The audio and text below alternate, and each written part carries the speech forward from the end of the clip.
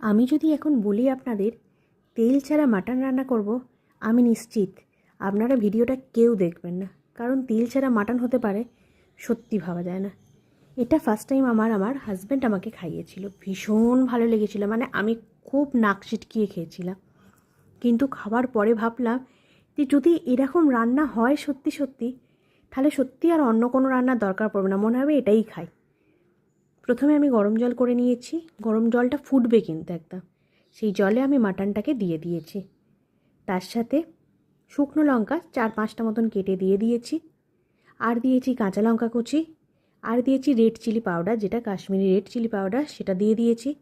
পরিমাণ মতো নুন দিয়েছিলাম, আর রসুনের পরিমাণটা আপনাকে কিন্তু একটু বেশি দিতে হবে। ব্যাস, আপনার কাজ শেষ।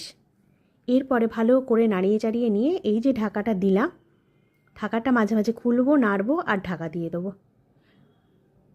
রান্নাটা কিন্তু প্রায় হাই হিটেই হবে। শেষের দিকে যখন দেখবেন যে জলটা অনেকটা কমে এসেছে, তখন একেবারে সিমে করে ঢাকা দিয়ে দেবেন, কিন্তু রান্নাটা ঢাকা দিয়েই হবে।